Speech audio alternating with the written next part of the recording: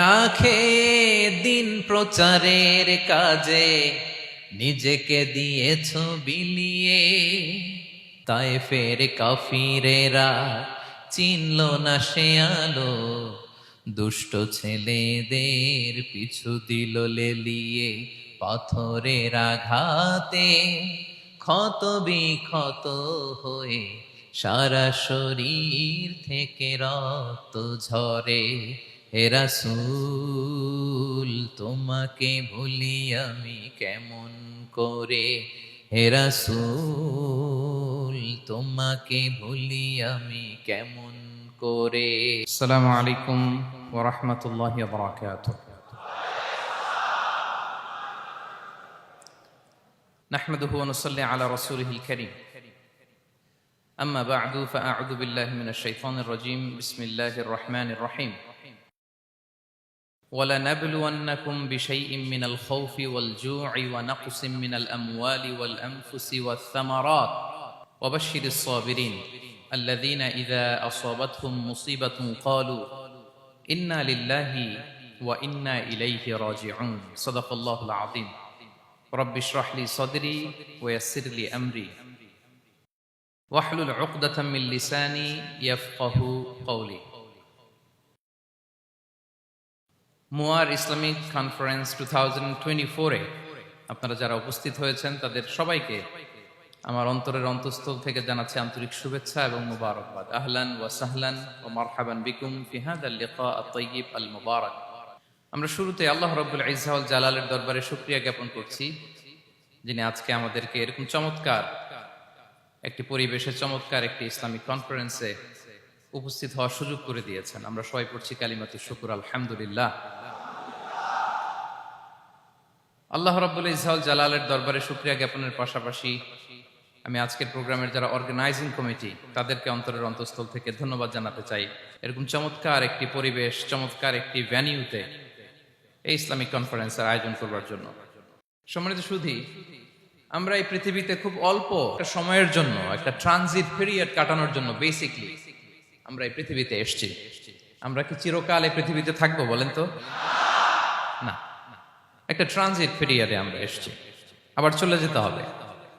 এই যে আমাদের জীবন, এই জীবনের জন্য বিপদ, আপদ, পরীক্ষা, স্ট্রাগল এটা অনিবার্য, এটা হবে। বিপদ নাই, কষ্ট নাই, আপদ নাই, অনিশ্চয়তা নাই, স্ট্রাগল নাই, এমনকি কেউ আছে এখানে?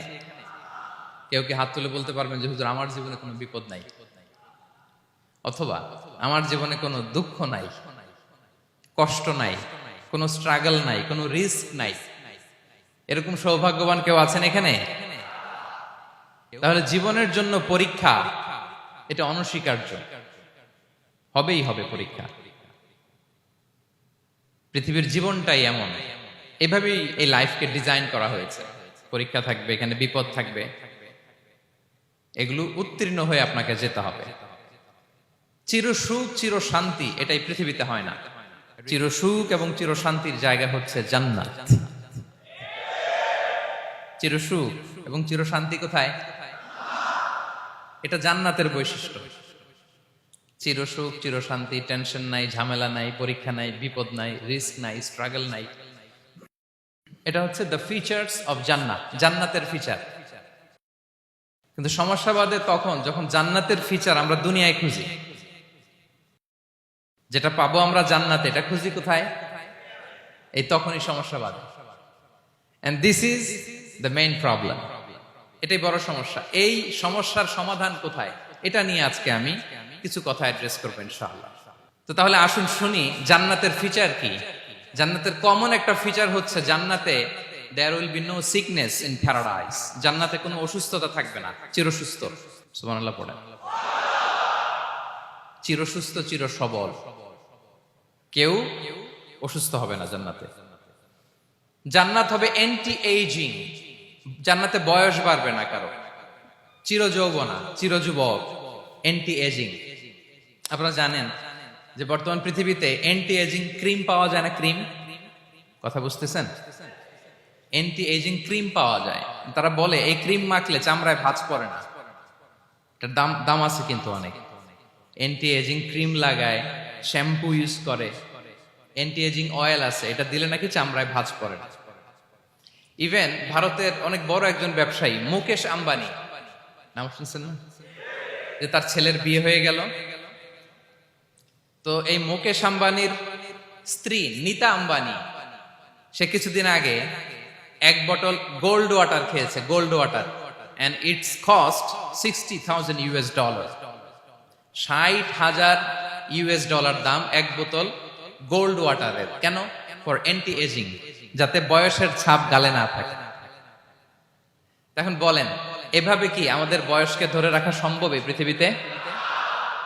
সম্ভব না, কারণ এই ফিচারটা দুনিয়ার ফিচার না, এটা জান্নাতের ফিচার। সুবহানাল্লাহ পড়েন। তাহলে জান্নাতে কেউ অসুস্থ হবে না, জান্নাত হবে চির যৌবন, চির যৌবনা, ওখানে আমরা যুবক থাকবো, প্রত্যেকে 33 বছরের যুবক যুবতী হয়ে জান্নাতে ঢুকবো। বিষ্ণু ইসলাম বলেন, আহলুল জান্নাতি জুরদা ওয়া মুরদা ওয়া আবনাউ সালাসিন ওয়া সালাসিন, জান্নাতে যারা যাবে শুভ্র দাড়িবিহীন, প্রত্যেকে হবে 33 বছর বয়সের। ওই যে 33 বছর বয়সে একবার ঢুকলেন, আর বয়স বাড়বে না, ওইটাই চিরকাল ওই বয়স পাবেন। জান্নাতের আরেকটা ফিচার হচ্ছে নো ফ্রাস্ট্রেশন, কোনো চিন্তা নাই, দুশ্চিন্তা নাই, হাইপার টেনশন নাই, সজীব প্রাণবন্ত। সুবহানাল্লাহ। জান্নাতের আরেকটা ফিচার হচ্ছে there is no expiry date in জান্নাত। এক্সপায়ারি ডেট আছে? জান্নাতে যে ঢুকবো 7 দিনের জন্য চেক ইন, নাকি চেক ইন কয় দিনের জন্য? 7 দিন, 10 দিন পরে চেক আউট করে ফেলবে, এরকম না, নো এক্সপায়ারি ডেট, আজীবন। একবার এন্ট্রি পেলে বের হওয়ার টেনশন নাই। আল্লাহু আকবার। তাহলে no expiry date, rather it's eternal, আজীবন থাকবেন, খালিদিনা ফিহা, চিরকাল থাকবেন।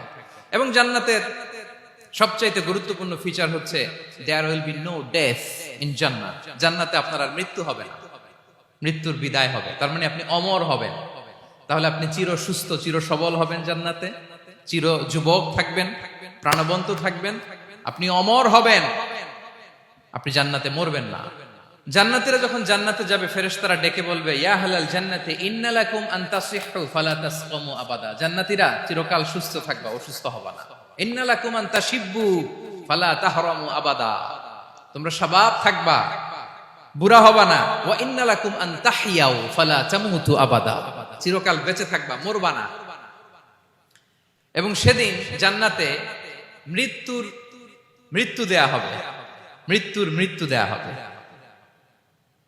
ইউতাল মাউতু বিকাবশিন আমলাহ, একটা ছাগলের আকৃতিতে মৃত্যুকে আনা হবে। ফায়ুযবাহুল মাউত, মৃত্যুকে জবাই দেয়া হবে। এবার জান্নাতীরা তাকিয়ে থাকবে, ফেরেশতারা বলবে, ইয়া আহলাল জান্নাতি খুলুদুন ফালা মাউত, হে জান্নাতীরা চিরকাল এই জান্নাতে থাকবে। তাহলে জান্নাতের ফিচার পাইছেন? এখন কোন বোকা যদি এই ফিচার দুনিয়ায় খোঁজে, পাবে? পাবে না, কারণ দুনিয়ার ফিচার আলাদা। দুনিয়ার ফিচার কি? এই দুনিয়াতে বিপদ আসবে, কষ্ট আছে দুনিয়াতে, হতাশা আছে, ভয় আছে, অসুস্থতা আছে, বার্ধক্য আছে, এবং এই দুনিয়ার একটা এক্সপায়ারি ডেট আছে, আছে না? দ্য ডে ইউ ডাই, যেদিন আপনি মারা যাবেন, এটা আপনার এক্সপায়ারি ডেট, চলে যেতে হবে, চলে যেতে হবে। এই পৃথিবীতে মৃত্যুর অস্তিত্ব আছে, সবকিছু থমকে দিয়ে, আপনাকে চমকে দিয়ে মৃত্যু চলে আসবে, ঠিক কিনা বলেন? তাহলে এগুলো হচ্ছে দুনিয়ার ফিচার। এই দুনিয়াতে বিপদ আপদ, কষ্ট, ঝুঁকি, স্ট্রাগল, বার্ধক্য, অসুস্থতা, এগুলো নিয়ে আমাদেরকে টিকে থাকতে হয়। এটা দুনিয়ার ফিচার, মিলায় ফেললে হবে না। জান্নাতের ফিচার একটা, দুনিয়ার ফিচার আরেকটা। দুনিয়াতে কষ্ট থাকবে, বিপদ আপদ থাকবে। এই দুনিয়ার ফিচারটা আল্লাহ তাআলা কোরআনের একটা আয়াতে খুব চমৎকার ভাবে উল্লেখ করেছেন, সেটা দিয়েই আমি আলোচনা শুরু করেছি। আল্লাহ তাআলা ইরশাদ করছেন, ওয়ালা নাবলুওয়ান্নাকুম বিশাইইম মিনাল খাউফি ওয়াল জুই ওয়া নাকসিম মিনাল আমওয়ালি ওয়াল আনফুসি ওয়াস সামারাত ওয়া বাশশিরিস সাবিরিন। আল্লাহ তাআলা বলছেন, অবশ্যই অবশ্যই আমি তোমাদেরকে পরীক্ষা করব, ভয় দিয়ে, ক্ষুধা দিয়ে, সম্পদের ঘাটতি দিয়ে, আতঙ্ক দিয়ে, প্রাণনাশ দিয়ে, ফল ফসলের হানি দিয়ে পরীক্ষা করব। কিন্তু এই পরীক্ষায় যারা উত্তীর্ণ হবে, যারা সবর ইখতিয়ার করবে, ওয়াবাশশিরিস সাবিরিন, ধৈর্যশীলদের জন্যই হচ্ছে সুসংবাদ। আলহামদুলিল্লাহ পড়ে। তাহলে সম্মানিত সুধী, আমরা বুঝতে পারলাম এই পৃথিবীর ফিচার হচ্ছে এখানে বিপদ থাকবে, বিপদ ছাড়া কেউ থাকবে না। স্ট্রাগল থাকবে, কষ্ট থাকবে, ঝুঁকি থাকবে, রিস্ক থাকবে, এবং নানা ধরনের বিপদ আপদ দিয়ে আল্লাহ তাআলা আমাদেরকে পরীক্ষা করবেন। এটা মাস্ট, এটা আমাদের মাইন্ডসেটে নিয়ে নিতে হবে। মাইন্ডসেটে এটা ক্লিয়ার থাকতে হবে। চিরসুখ চিরশান্তি এই দুনিয়াতে মিলবে, কোথায় মিলবে তাহলে? এটা তাহলে বিপদ আসবেই, আপদ আসবেই, পরীক্ষা থাকবেই আমাদের জীবনে। তবে ইন্টারেস্টিংলি মজার বিষয় হচ্ছে পরীক্ষাটা এক একজনের এক এক রকম। পুরো পৃথিবীটা একটা পরীক্ষা ক্ষেত্র, কিন্তু কারো প্রশ্নপত্রের সাথে কারো প্রশ্নপত্রের কোনো মিল নাই। সুবহানাল্লাহ। আমার পরীক্ষা একরকম, আপনার পরীক্ষা আরেক রকম, ওই ভাইয়ের পরীক্ষা আরেক রকম, ওনারটা আরেক রকম। সবাই পরীক্ষার্থী, সবাই পরীক্ষার্থী, কিন্তু কারো প্রশ্নপত্রের সাথে কারো প্রশ্নপত্রের কোনো মিল নাই। কারো জন্য পরীক্ষা হচ্ছে সে খুব অসুস্থ, প্রচন্ড অসুস্থতা, তার জন্য পরীক্ষা। ক্যান্সারের রোগী, দুরারোগ্য ব্যাধি, ডক্টর বলছে 4th স্টেজে চলে আসছে, কয়েক মাস বাঁচতে পারে, এটা তার জন্য পরীক্ষা। আবার কারো দেখবেন যে খুব একটা অসুস্থতা নাই, অসুস্থতার ঝামেলা নাই, কিন্তু তার দারিদ্রতা আছে, তার আর্থিক অনটন, এটা তার জন্য পরীক্ষা। আবার কারো দেখবেন অসুস্থতাও নাই, দারিদ্রতাও নাই, তার দাম্পত্য জীবনের সমস্যা আছে না নাই? অনেকের দেখবেন এগুলো কোনোটাই সমস্যা না, তার ছেলে কথা শোনে না, মাদকাসক্ত। আহা, মাদকাসক্ত, রিহ্যাবে পাঠায়, আবার আসে, আবার গাঁজা খাওয়া শুরু করে, আছে না নাই বলেন? দেখেন তার পরীক্ষাটা আবার আলাদা। অনেকের দেখবেন মেয়ে বাবার কথা শোনে না। আবার অনেকের দেখবেন যে ব্যবসায় সমস্যা, লসের পর লস, লাভ উঠাতে পারে না। তাহলে পরীক্ষা ছাড়া, বিপদ আপদ ছাড়াই দুনিয়াতে কেউ নাই, কেউ নাই প্রিয় ভাইরা। এটা আমাদের মাথায় রাখতে হবে। পরীক্ষা আপনাকে দিতেই হবে, পরীক্ষা দিয়ে দিয়েই নিজেকে প্রমাণ করতে হবে। আর এক একজনের পরীক্ষাটা এক এক রকম, কারো পরীক্ষার সাথে কারো পরীক্ষার কোনো মিল থাকবে না। তো মাঝে মাঝে আমরা এটা ভুলে যাই। আল্লাহ তাআলা কালামে পাকে রিমাইন্ডার দিয়ে আমাদেরকে স্মরণ করিয়ে দিতে চান যে এই পৃথিবীতে আসলে তোমরা এসেছো পরীক্ষা দিতে। এটাই জীবনের বড় বাস্তবতা। আমাদের জীবনে যত হতাশা, আমাদের জীবন নিয়ে যত অভিযোগ, আমাদের মনে যত কষ্ট, আমাদের হৃদয়ের ভেতরে যত অস্থিরতা, তার মূলে হচ্ছে এই সমস্যা যে আমরা ভুলেই গেছি আমরা পরীক্ষা দিতে আসছি। এটা যদি ভুলে না যান, এটা যদি আপনার মাইন্ডসেটে থাকে যে পুরো জীবনটা একটা পরীক্ষা, তাহলে দেখবেন কোনো কিছু আপনাকে কাবু করতে পারবে না। আপনি হতাশ হবেন না, জীবন নিয়ে আর অভিযোগ থাকবে না, আপনি ভেঙে পড়বেন না, সব অভিযোগ হতাশা দূর হয়ে যাবে। তার মানে বুঝতে পারলাম পরীক্ষা আপনাকে দিতেই হবে। পরীক্ষা দেয়া ছাড়া এই পৃথিবী থেকে চলে যাওয়ার কোনো চান্স বা সুযোগ আমাদের কারো নেই। সূরাতুল আনকাবুতে আল্লাহ তাআলা এই কথাটা আরো চমৎকার ভাবে বলেছেন। আল্লাহ তাআলা ইরশাদ করছেন, আহাসিবান নাসু আইয়ুতরাকু আইয়াকুলু আমান্না ওয়া হুম লা ইফতানুন ওয়ালাকাদ ফাতান্নাল্লাযীনা মিন ক্বাবলিহিম ফালা ইয়া'লামান্নাল্লাহু আল্লাযীনা সাদাকু ওয়া লা ইয়া'লামান্নাল কাযিবিন। আল্লাহ বলেন, মানুষ কি ভেবেছে সে শুধু বলবে আমি ঈমানদার আর তাকে আমি জান্নাতে ঢুকাই দিব? না, কখনো না, কোশ্চিন কালেও না। বরং পূর্ববর্তীকালে যারা পৃথিবীতে এসেছিল তাদেরকে আমি পরীক্ষা নিয়েছি, পরীক্ষা করেছি, এবং তাকেও ঈমানের প্রশ্নে সে সত্যবাদী না মিথ্যাবাদী পরীক্ষা দিয়ে দিয়ে নিজেকে প্রমাণ করতে হবে। ঠিক কিনা বলেন? পরীক্ষা দিয়ে আপনাকে প্রমাণ করতে হবে। এবং এই পরীক্ষার ব্যাপারটা, এটা যে শুধু আমরা সাধারণ মানুষ আমাদের জীবনে দুঃখ বিপদ পরীক্ষা এমনটা না। এই পৃথিবীর সবচাইতে শ্রেষ্ঠ মানুষ যারা ছিলেন তাদেরকে আল্লাহ পরীক্ষা নিয়েছেন। বলেন তো এই পৃথিবীতে সবচাইতে শ্রেষ্ঠতম মানুষ কারা? সবচাইতে শ্রেষ্ঠ ভালো মানুষ কারা ছিল পৃথিবীতে? বলেন তো নবীরা। আওয়াজ করে বলেন তো কারা? তো বলেন তো নবীদের জীবনে পরীক্ষা ছিল কি ছিল না? হ্যাঁ ছিল। বেশি না কম? বিষ্ণু ইসলামকে জিজ্ঞাসা করা হলো, আইয়ুন নাসি আশাদ্দু বালাআন ইয়া রাসূলুল্লাহ, হে আল্লাহর রাসূল, এই পৃথিবীতে কাদের জীবনে পরীক্ষা বেশি? বিষ্ণু ইসলাম বললেন, আল আম্বিয়া, নবীদের জীবনে। আল আম্বিয়া সুম্মাল আমসাল ফাল আমসাল, সবচাইতে জীবনে পরীক্ষার সম্মুখীন সবচাইতে বেশি হয়েছেন নবীরা। তারপরে নবীদের পরবর্তী অবস্থান যাদের, সিদ্দিকিন যারা, সোহাদা যারা, সলিহিন যারা, আল্লাহওয়ালা যারা, তাদের জীবনে পরীক্ষা বেশি।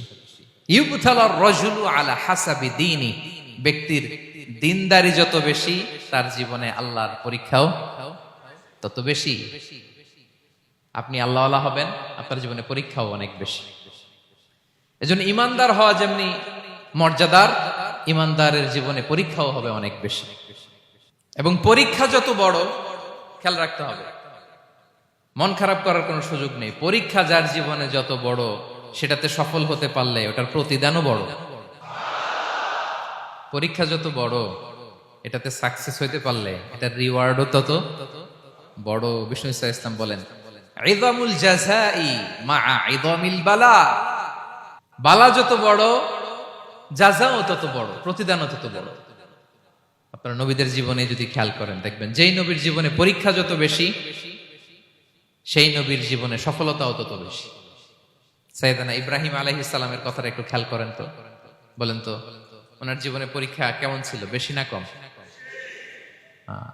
ওনার জীবনের পরীক্ষা থেকেই তো আমরা এই শব্দটা ব্যবহার করি, আমরা বলি অগ্নি পরীক্ষা। কি বলি? মানে আগুনে নিক্ষেপ করা হয়েছে সাইয়েদনা ইব্রাহিম আলাইহিস সালামকে, তাও স্বাভাবিকভাবে না, উলঙ্গ করে, ন্যাকেট করে ওনাকে অপমানিত করবার জন্য ওনার গায়ের জামা কাপড় খুলে উলঙ্গ অবস্থায় আল্লাহর খলিল সাইয়েদনা ইব্রাহিম আলাইহিস সালামকে অগ্নিকুণ্ডে নিক্ষেপ করা হয়েছিল। এরকম এক্সপেরিয়েন্স এই অডিটোরিয়ামের ভেতরে আমাদের কখনো হয়েছে? তাইলে সাধারণ মানুষের জীবনের পরীক্ষা আর নবীদের জীবনের পরীক্ষার মধ্যে পার্থক্য আছে না নাই? ওই পরীক্ষায় উনি পাশ করে ফেললেন। ৮৬ বছর পর্যন্ত আল্লাহর কাছে দোয়া করলেন, আল্লাহ আমাকে একটা নেককার সন্তান দাও। আল্লাহ সন্তান দেয় না। ৮৬ বছর পরে আল্লাহ তাআলা সাইয়েদনা ইব্রাহিম আলাইহিস সালাম এবং হাজারের ঘরকে উজালা করে সন্তান দিলেন। সাইয়েদনা ইসমাঈল আলাইহিস সালাম পৃথিবীতে আসলেন কত বছর বয়সে? ৮৬ বছর বয়সের এখানে কেউ আছেন? হ্যাঁ, আছি আমরা? কেউ নাই। ৮৬ বছর বয়সে প্রথম সন্তান পেয়েছে। তাদের ঘরকে উজালা করে আল্লাহর নবী সাইয়েদনা ইসমাঈল আলাইহিস সালাম আসলেন। এবার আল্লাহ বললেন, যাও স্ত্রীকে আর এই কলিজার টুকরা সন্তানকে, থাকো তো প্যালেস্টাইনে, প্যালেস্টাইন থেকে ১৫০০ কিলোমিটার দূর, দ্য ব্যারেন ল্যান্ড, ওই মক্কার ধুধুমরু প্রান্তরে রেখে আসো, যেখানে কেউ নাই, মানুষ নাই, গাছ নাই, পাখি নাই, পানি নাই, যাও রেখে আসো। আচ্ছা বলেন তো, ৮৬ বছর পরে যে লোকটা সন্তান পেল, বুঝেছেন? উত্তর দিয়েন। ৮৬ বছর পরে যে লোকটাকে আল্লাহ তাআলা সন্তান দিল, তার হৃদয়ে ওই সন্তানের জন্য মায়া বেশি না কম? এমনি তো আমাদের প্রথম সন্তানের হিস্ট্রিটা একটু খেয়াল করেন তো। প্রথম আমাদের যে মেয়ে হয়েছিল বা যাদের ছেলে হয়েছিল, তার প্রতি আদর, সোহাগ, দরদ, ভালোবাসা, আল্লাহ কত ছিল। আর ৮৬ বছর বয়স আল্লাহ তাআলা ওনাকে সন্তান দিলেন, দিয়ে বললেন, যাও হাজারকে আর ইসমাঈলকে মক্কার ধুধুমরু প্রান্তরে রেখে আসো। আল্লাহ তাআলা বলতে দেরি, চলে যেতে দেরি নাই, মুহূর্তে উনি রওনা হয়ে গেলেন। সুবহানাল্লাহ পড়বেন না? রেখে আসলেন মক্কার ধুধুমরু প্রান্তরে। এবার আল্লাহ বললেন, যাও রিটার্ন ব্যাক টু প্যালেস্টাইন, প্যালেস্টাইনে চলে যাও। চলে গেলেন, হৃদয়টা ভেঙে খান খান। অনেক বছর পরে আল্লাহ তাআলা আবার অনুমতি দিলেন, যাও এবার ছেলেকে দেখে আসতে পারো, যাও প্যালেস্টাইন থেকে আবার মক্কায় যাও। সাইয়েদনা ইব্রাহিম আলাইহিস সালাম প্যালেস্টাইন থেকে আবার ১৫০০ কিলোমিটার পথ পাড়ি দিয়ে, এখনকার মতো ফ্লাইটে যায় না, গাড়িতেও না, উটে করে। কিসে করে? উনি যে কতবার মক্কা থেকে ফিলিস্তিন এসেছেন আর গিয়েছেন, কোনো ইয়ত্তা নাই, হিসাব নাই। গেলেন, এবার ছেলেটা হাঁটতে পারে, দৌড়াতে পারে, একটু একটু কথা বলতে পারে, আব্বু আব্বু ডাকতে পারে। কেমন মায়া লাগে বলেন তো? মায়া ভালোবাসায় যখন টইটম্বুর, ঠিক ওই মুহূর্তে আল্লাহ বললেন, ছেলেকে জবাই করো, জবাই করো ছেলেকে। আল্লাহ তাআলা বলতে দেরি করেছেন, আল্লাহর আদেশ পালনে ১ সেকেন্ডও তিনি দেরি করেন নাই। ছুরি চালালেন, জান্নাত থেকে দুম্বা নিয়ে আসা হলো। এভাবে আল্লাহর নবী ইব্রাহিম আলাইহিস সালাম উনার জীবনের প্রতিটি ক্ষেত্রে যেখানে আল্লাহ তাআলা উনাকে পরীক্ষা নিয়েছেন, উত্তীর্ণ হয়েছেন। এবং দেখেন ওনাকে আল্লাহ তাআলা কি উপহার দিলেন, আল্লাহ তাআলা ওনাকে খলিলুল্লাহ উপাধি দিলেন, আল্লাহর বন্ধু। সুবহানাল্লাহ বলেন। আল্লাহ তাআলা বলছেন ওয়া ইযিবতালা ইব্রাহিম রাব্বুহু বিকালিমাতিন ফাআতাম্মাহুন ক্বালা ইন্নী জাইলুকা লিন-নাসি ইমামা। আল্লাহ অনেকগুলো পরীক্ষা নিয়েছিলেন সাইয়েদনা ইব্রাহিম আলাইহিস সালাম, প্রতিটা পরীক্ষায় সাকসেসফুলি পাস করেছেন, গোল্ডেন এ প্লাস। আল্লাহ বলেন ইন্নী জাইলুকা লিন-নাসি ইমামা, I'm gonna make you the leader for the entire human being. I'm gonna appoint you as a leader for the entire universe. গোটা বিশ্বের জন্য, গোটা মানবতার জন্য আমি তোমাকে লিডার বানায় দিলাম। ইযমুল জাযাই মা'a ইযমিল বালা। পরীক্ষা যত বড়, ওই পরীক্ষায় পাশ করলে ওইটার ফলাফল ও প্রতিদানও বড়।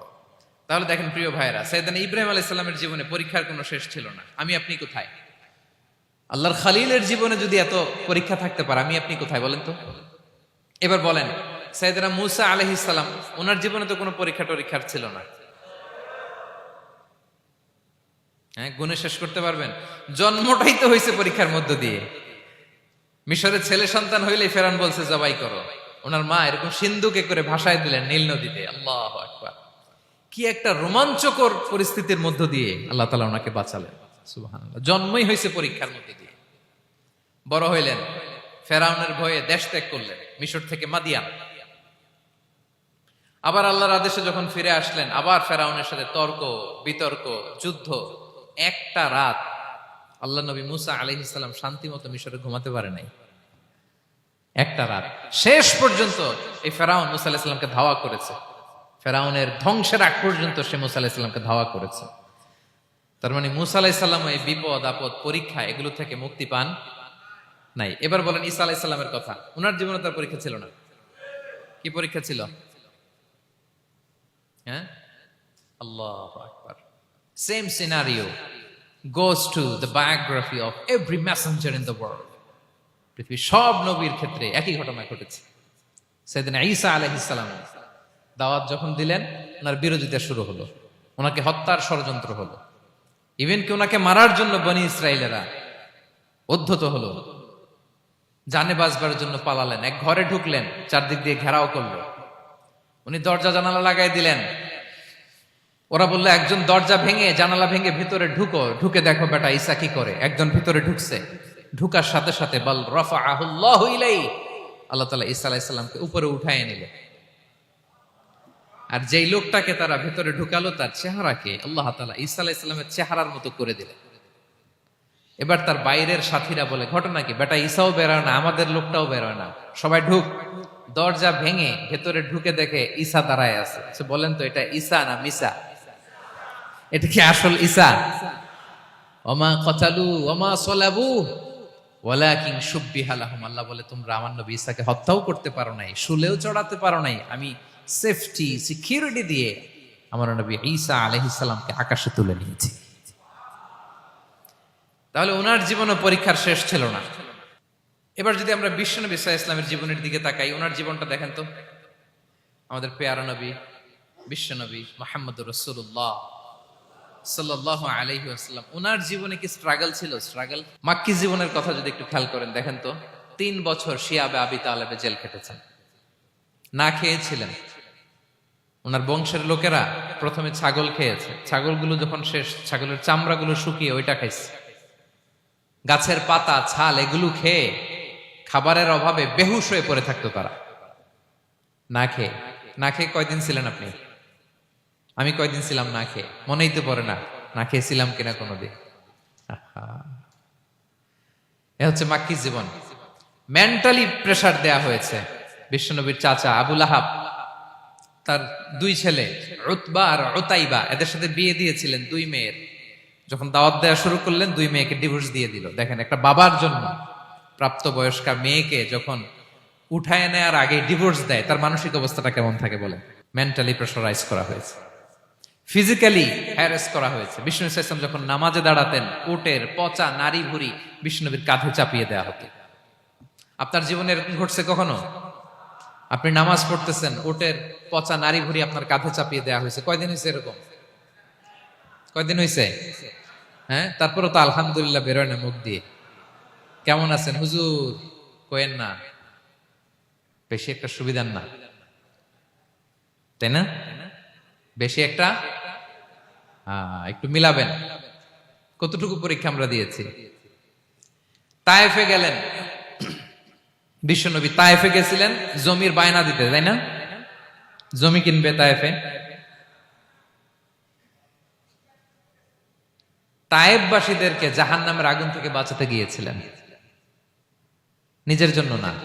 সেখানে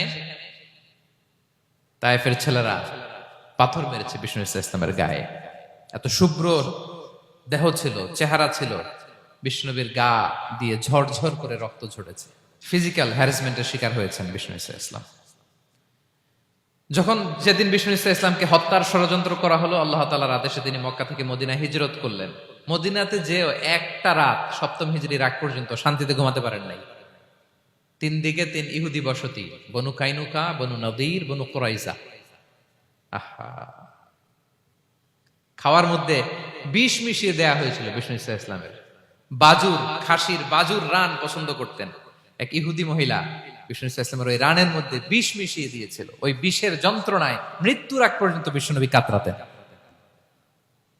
এবং উনি ইন্তেকালের সময় ওই বিষের ব্যথা যন্ত্রণাতে ইন্তেকাল করেছেন। বিষ্ণুনবীর ইন্তেকালটা শাহাদাতের ইন্তেকাল ছিল।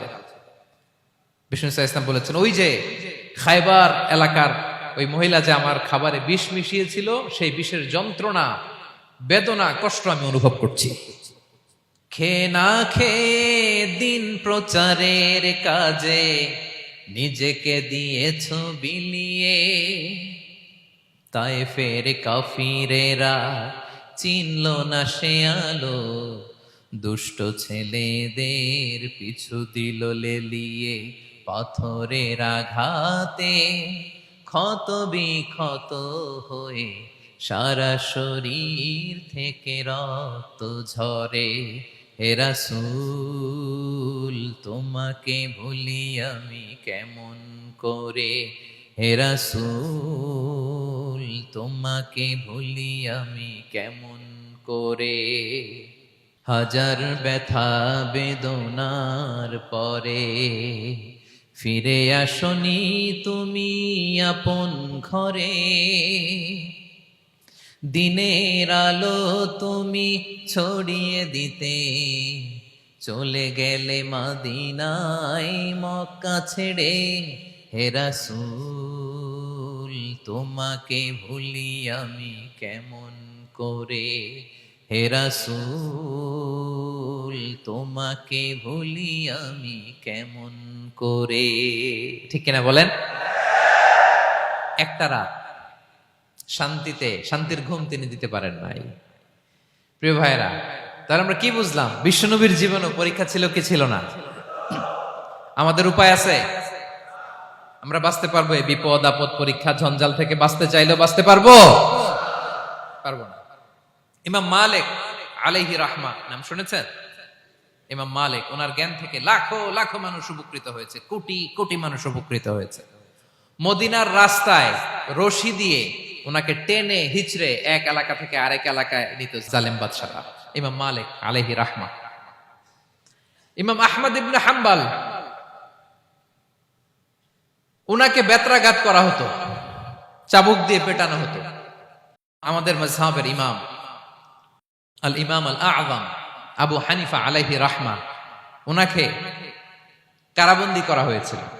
তার মানে দেখেন, যত বড় বড় স্কলার, যত বড় বড় মাশায়েখ, এমনকি আম্বিয়া আলাইহিমুস সালাম, ওনারাও পরীক্ষা বিপদ আপদ থেকে রেহাই পান। পাইছে? তাহলে আপনি আর আমি পাবো? বলেন তো।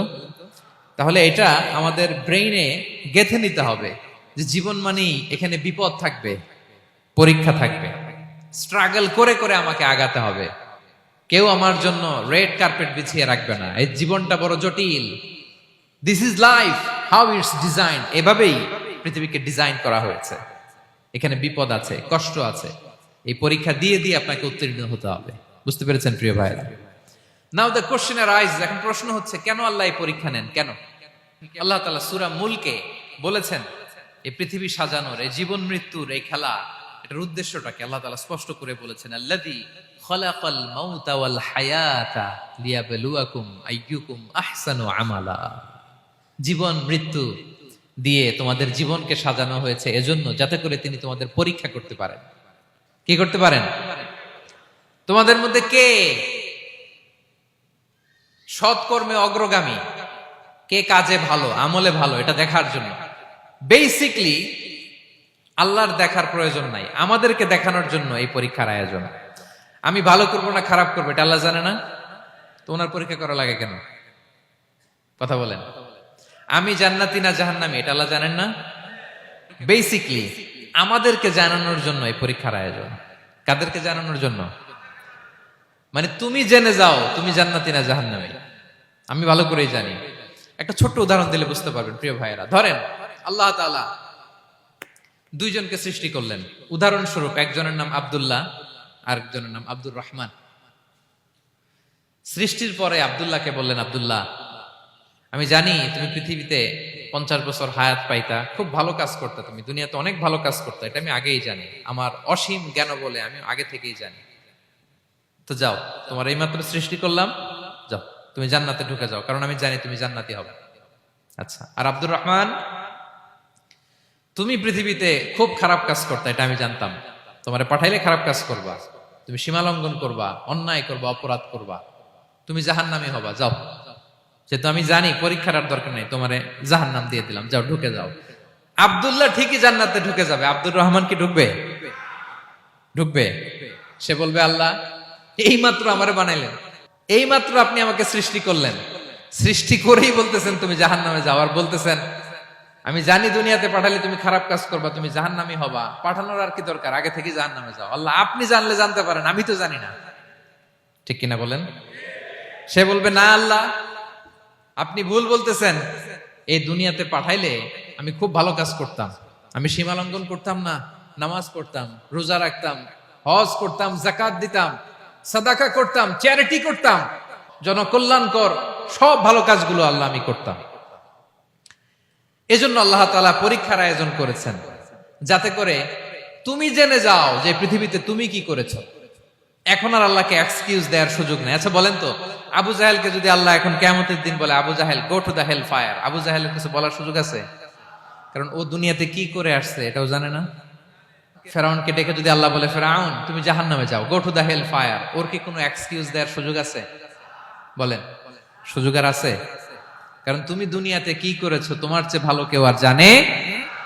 তা পৃথিবীতে এই পরীক্ষার এই আয়োজনের সবচাইতে বড় উদ্দেশ্য হচ্ছে যাতে করে আমরা দেখে যাই যে আমরা কি কাজ করছি।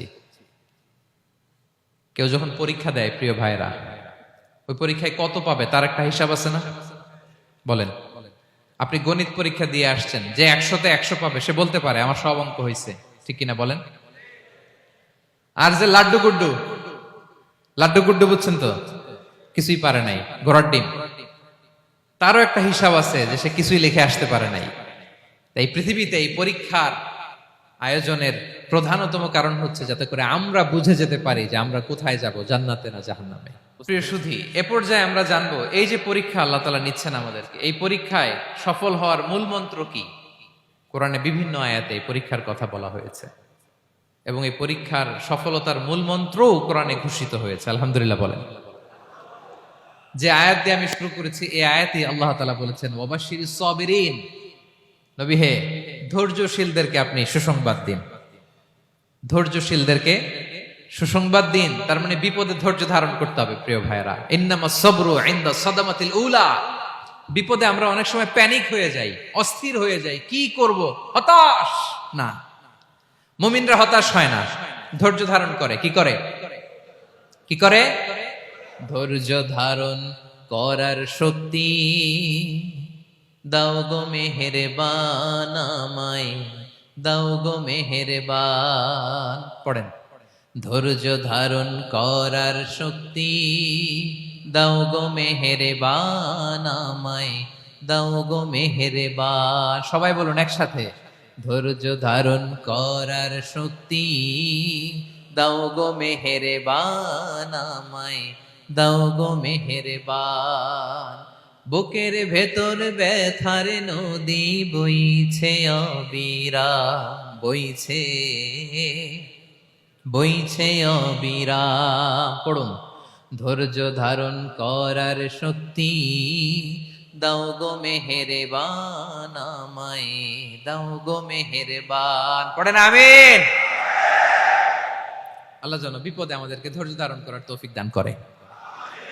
প্রিয় ভাইয়েরা, ধৈর্য এটা এমন একটা গাছ যে গাছের সারা গায়ে কাটা, কিন্তু এই গাছের ফলটা বড় সুস্বাদু। আই রিপিট, আমি আবারও বলছি, ধৈর্য এটা এমন একটা গাছ যে গাছের সারা গায়ে কাটা, কিন্তু ফলটা বড় মিষ্টি, ফলটা বড় সুস্বাদু। সবাই ধৈর্য ধারণ করতে পারে না। বিষ্ণু ইসলামকে আল্লাহ তাআলা নানা সময় আশ্বস্ত করেছেন, সান্ত্বনা দিয়েছেন, আর ধৈর্যের বাণী শুনিয়েছেন। আল্লাহ বলেন, ফাসবির কামা সবারা উলুল আজমি মিনার রসুল।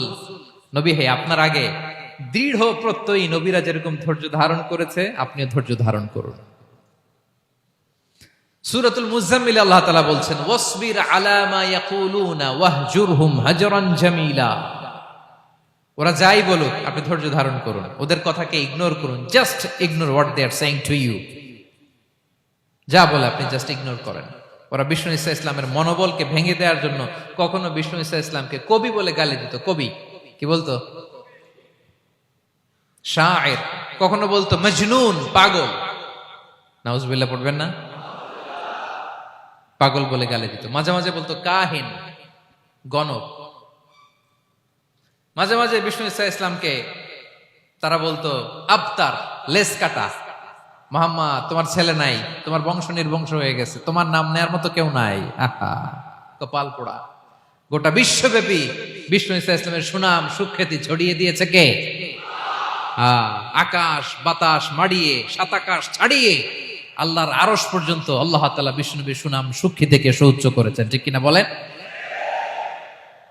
ইগনোর করুন। আপনাকে কবি বলে, গণক বলে, আপনাকে পাগল বলে, আপনাকে লেসকাটা বলে, জাস্ট ইগনোর দেন। বর্তমান সময়েও নানা ধরনের ট্যাগ আমাদেরকেও দেয় কি দেয় না বলেন? দেয়। আমাদেরকে কি বলে? মৌলবাদী বলে, বলে বলে ওই যে রাজাকার বলে।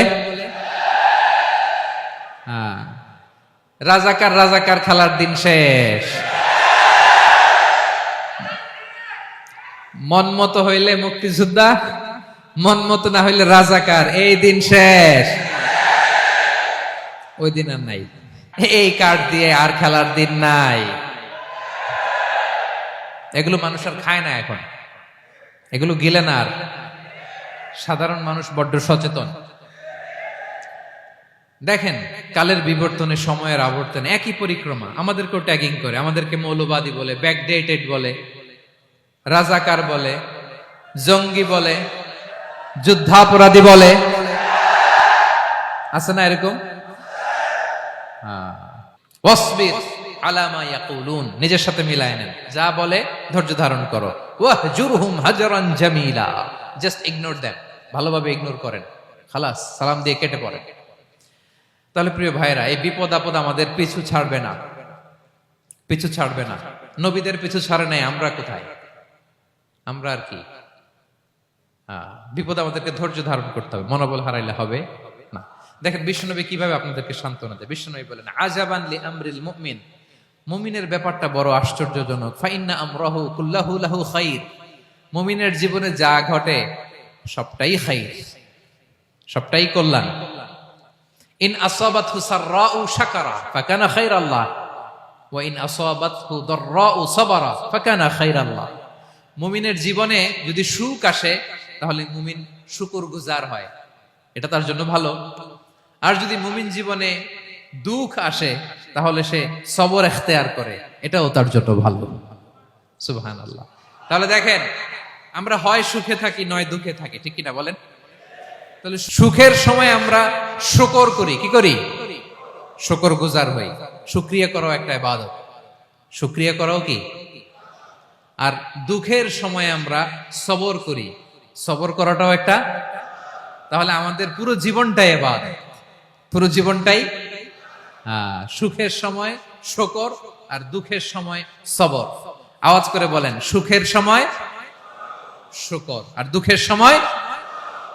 এই দুই ইবাদত মুমিন জীবনে চলমান, কন্টিনিউয়াস, একটা উইন উইন সিচুয়েশন। কি বলেন?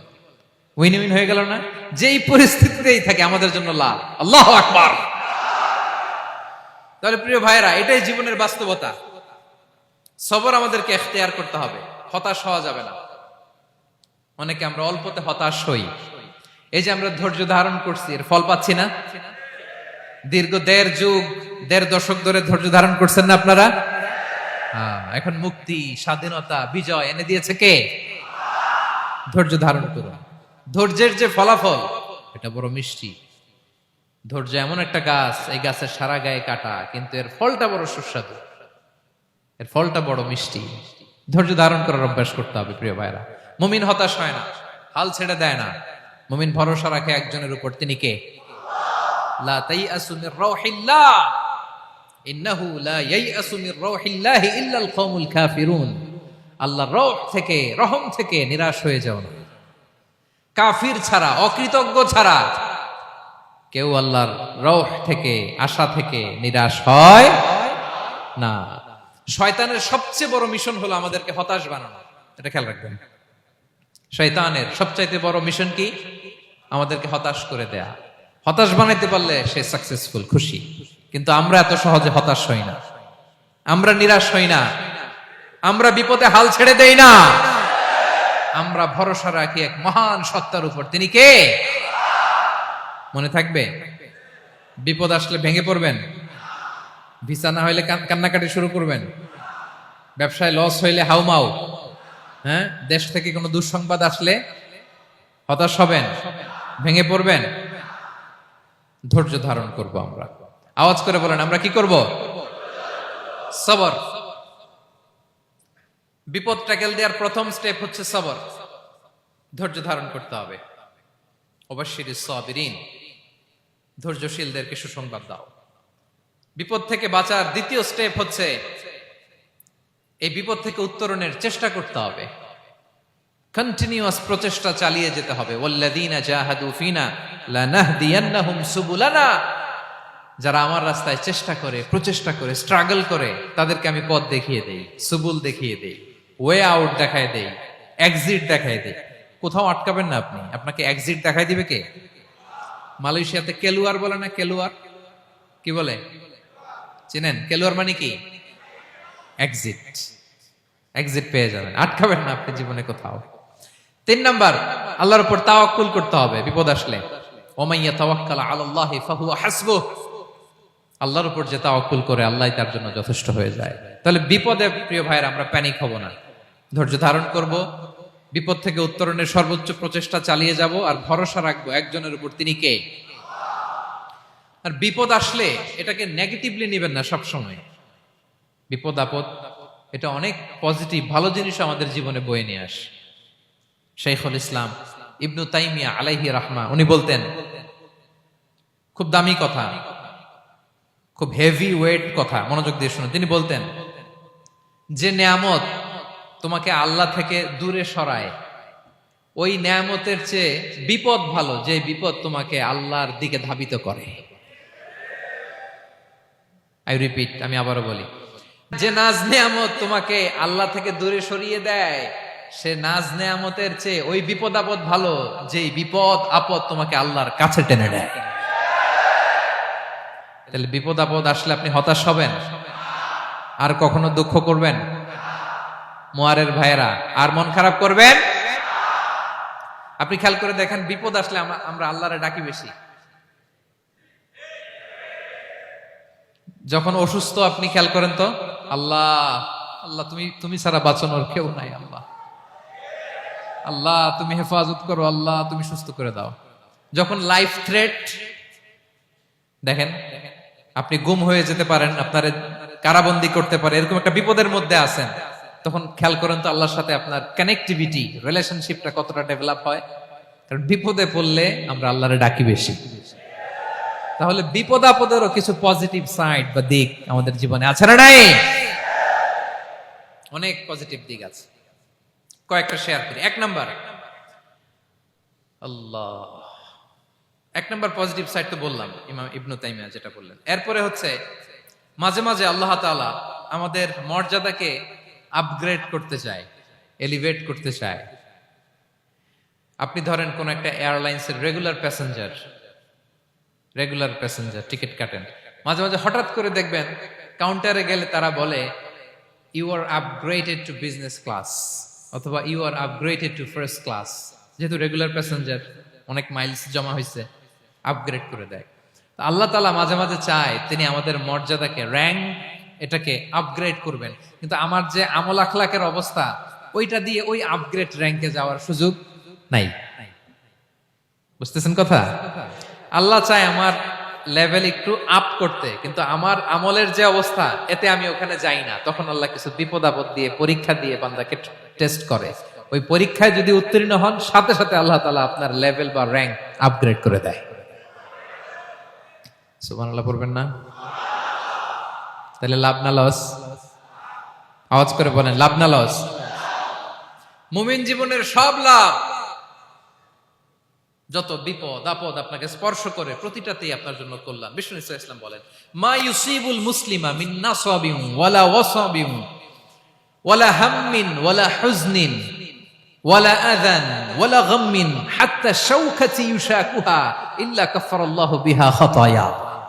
আপনার জীবনে যত দুঃখ, যত যন্ত্রণা, যত টেনশন, যত অ্যাংজাইটি, যত ইনজুরি, এমনকি গোলাপ ফুল পাড়তে যে ওখানে যে কাটা বাঁধছে, বরই খেতে যে বরই গাছে ওঠার পর যে একটা কাটা বিঁধছে আপনার হাতে, এর কারণে আল্লাহ তাআলা আপনার গুনাহ মাফ করে দেয়। সুবহানাল্লাহ। তাহলে বিপদ আপদ দিয়ে আল্লাহ বান্দার মর্যাদাকে আপগ্রেড করে। বিপদ আপদে ফেলে আল্লাহ তাআলা বান্দার পাপ মোচন করে। বিপদ আপদ দিয়ে আল্লাহ তাআলা বান্দার শাস্তি মওকুফ করে। এমন পাপ করছেন এটার জন্য শাস্তি বরাদ্দ হয়ে গেছে, কিন্তু আল্লাহ তাআলা ওই শাস্তি থেকে মাঝে মাঝে আপনাকে বাঁচাতে চায়, তখন কিছু বিপদ দিয়ে বান্দারে পরীক্ষা করে। উত্তীর্ণ হলেই আল্লাহ তাআলা ওই শাস্তিকে মওকুফ করে দেয়। তাহলে আসুন সামারি করি, পুরো আলোচনাটার সামারি করি। এক নম্বর সামারি হচ্ছে বিপদ আপদ, পরীক্ষা, স্ট্রাগল, কষ্ট, এটা সুন্নাতুল্লাহি ফিদ দুনিয়া। এই দুনিয়ায় আল্লাহর সুন্নাত, এর বাইরে কেউ যেতে পারে না। ইভেন নট দ্য মেসেঞ্জার্স, নবীরাও না। আজকের আলোচনায় শুনছেন না নবীদের জীবন দিয়ে কি গেছে, ups and downs, test and trial, নবীরাও না। তাহলে এটা আমাদের মাইন্ডসেটের সাথে সেট আপ করে নিতে হবে যে অতীতে, বর্তমানে, ভবিষ্যতে বিপদ আপদ মুক্ত এই পৃথিবীতে কেউ থাকবে না। পারবেন? হ্যাঁ, এটা মাইন্ডসেটে নিয়ে নিতে হবে যে এটাই জীবন, বিপদ আপদ দিয়ে আল্লাহ পরীক্ষা করবেন। এটাই পৃথিবী। চির সুখ চির শান্তি এই পৃথিবীতে খুঁজলেই পাওয়া যায় না। শুরুতে বলছিলাম না, চির সুখ চির শান্তি। বলেন তো এটা কি দুনিয়ার ফিচার না জান্নাতের ফিচার? জান্নাতের ফিচার দুনিয়ায় খুঁজলে পাওয়া যাবে? যাবে না। তাহলে আজকের আলোচনার এক নাম্বার লেসন হচ্ছে বিপদ আপদ এটা সুন্নাতুল্লাহি ফিদ দুনিয়া। এই দুনিয়া আল্লাহর সুন্নাত, এটা থেকে মুক্তি পাওয়ার কোনো সুযোগ নাই, নবীরাও পায় নাই। দুই নাম্বার লেসন, বাঁচার যেহেতু সুযোগ নাই, we have to face it with patience, intellect and tawakkul. বিপদে অস্থির হওয়া যাবে না, এটাকে ফেস করতে হবে উইথ পেশেন্স, ধৈর্যের সাথে। বিপদ আমরা মোকাবেলা করব কিসের সাথে? ধৈর্য। প্যানিক হবেন না, অস্থির হবেন না, ধৈর্য ধারণ করবেন। উইথ ইন্টেলেক্ট, আল্লাহর দেয়া আপনার ইন্টেলেক্ট খাটিয়ে এই বিপদ উত্তরণের সর্বান্তকরণের চেষ্টা প্রচেষ্টা আপনার চালায় যেতে হবে। আর সবশেষে আত-তাওয়াক্কুল আলাল্লাহ, ডিপেন্ডিং অন আল্লাহ, ভরসা করব কার উপর? আল্লাহর উপর। পারা যাবে তো? আচ্ছা, দুইটা লেসন গেল। তিন নাম্বার লেসন হচ্ছে আমাদের ছেলে মেয়েদেরকে we have to educate our child regarding the test and trial in this দুনিয়া। দুনিয়ার এই বিপদ আপদের ব্যাপারে আমাদের ছেলে মেয়েদেরকে শেখাতে হবে, বুঝাতে হবে। ওরা ছোট মানুষ তো, অস্থির হয়ে যায়। আব্বু আমার সাথে কেন এমন হয়? আমারই শুধু পেন্সিল চুরি হয়, আমারই শুধু এটা হয়, আমি পরীক্ষায় খারাপ করি, আমি ব্যথা পাই, আমার এই আমার সেই। ছোট মানুষ তো বুঝে না। ওরা বুঝাইতে হবে যে বাবা, this is the essence of life, এটাই জীবন, এটাই কি এই লাইফ হ্যাকস গুলো তাদেরকে শেখাইতে হবে। ডোন্ট বি প্যানিক, প্যানিক হওয়া যাবে না। This is how life is design, এটাই জীবন, বিপদ আপদ আসবে, এটাকে মেনে নিতে হবে, ছেলে মেয়েদেরকে শিখাইতে হবে, তাহলে তারাও প্যানিক হবে না। পারবেন তো ইনশাআল্লাহ? আচ্ছা, 4 নম্বর লেসন হচ্ছে, যেটা আমরা জানলাম, এই বিপদ আপদ সবসময় আমাদের জন্য খারাপ না। সামটাইমস ইট ব্রিংস খায়ের for us if dealt properly. ঠিক মতো বিপদকে ডিল করতে পারলে এটা আসলে আমার জন্য আখেরে কল্যাণই বয়ে নিয়ে আসে। কি বলেন, তাই না? কল্যাণ বয়ে নিয়ে আসে। সব শেষ কথা হলো, আমরা যেন এই বিপদগুলোকে প্রপারলি ডিল করতে পারি, আমরা যেন সবর এখতিয়ার করতে পারি। আল্লাহর কাছে চাইতে হবে, দোয়া করতে হবে, কারণ তৌফিক দেওয়ার মালিক কে? আল্লাহর কাছে যেন আমরা কায়মনোবাক্যে প্রার্থনা করতে পারি, আল্লাহ এই বিপদকে যেন আমরা ডিল করতে পারি উইথ সাবর, উইথ ইন্টেলেক্ট, উইথ তাওয়াক্কুল। আসল হাতিয়ার হচ্ছে এটা, দোয়া। আল্লাহর কাছে চাইবেন, মনোযোগের সাথে চাইবেন, আন্তরিকতার সাথে চাইবেন। উদউল্লাহ ওয়া আনতুম মুকিনুনা বিল ইজাবা। বিষ্ণু বলেন, এমন ভাবে চাও যেন তুমি অনেকটা কনফার্ম যে তোমার দোয়া আল্লাহ কবুল করবেনই, এমন ভাবে চাও। অনেকে রোবোটিক দোয়া করে। রোবোটিক দোয়া মানে দোয়ার মধ্যে প্রাণ নাই, ধ্যান নাই, মন নাই, আগ্রহ নাই, ভালোবাসা নাই, ওই দোয়া আল্লাহ কবুল করে না। মনোযোগ দিয়ে চাইতে হবে চাওয়ার মতো, তাহলে আল্লাহ তাআলার পক্ষ থেকে তৌফিক পাওয়া যাবে। পারা যাবে তো ইনশাআল্লাহ? আল্লাহ তাআলা আমাদের সবাইকে বিপদে আপদে ধৈর্য ধারণ করার তৌফিক দান করুক। নবীরা তাদের জীবনে যেভাবে স্ট্রাগল, আপস এন্ড ডাউনস, বিপদগুলোকে, টেস্ট এন্ড ট্রায়াল গুলোকে ডিল করেছে, আমরা যেন সেভাবে ডিল করতে পারি। আল্লাহ তৌফিক দান করুক। আল্লাহ তাআলা আমাদের সবাইকে কথাগুলো বোঝা আর আমল করার তৌফিক দান করুক। হাযা মা ইনদি ওয়াল ইলমু ইনদাল্লাহি আলাইহি তাওয়াক্কালতু ওয়া ইলাইহি উনীব। ওয়াসসালামু আলাইকুম ওয়া রাহমাতুল্লাহি তাআলা ওয়া বারাকাতুহু।